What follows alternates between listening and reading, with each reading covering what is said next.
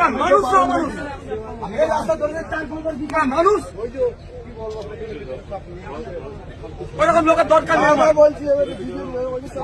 আইনের মধ্যে আছে, আইনের বহির্ভূত কাজ তো। আর বড় ভাইজান কতবার বলো ঝগড়া করে এরকম করবে না?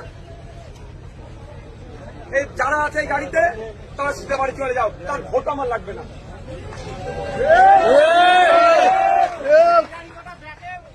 যদি মনে হয় আমাদের সাথে যাবে তাহলে আমাদের যেটা বলবে সেটা শুনতে হবে।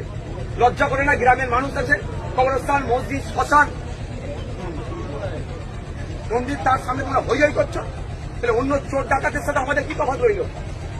এই গাড়িতে যারা আছে বলে দিচ্ছি, যদি মনে হয় আমাদের সাথে যাবে তাহলে ডিজে বাজানো বন্ধ করবে।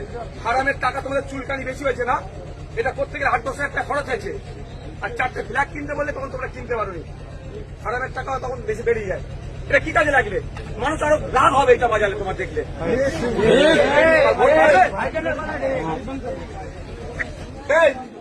যদি বাজার আসতে নিয়ে দিয়ে ফিরবো বলে দিচ্ছে।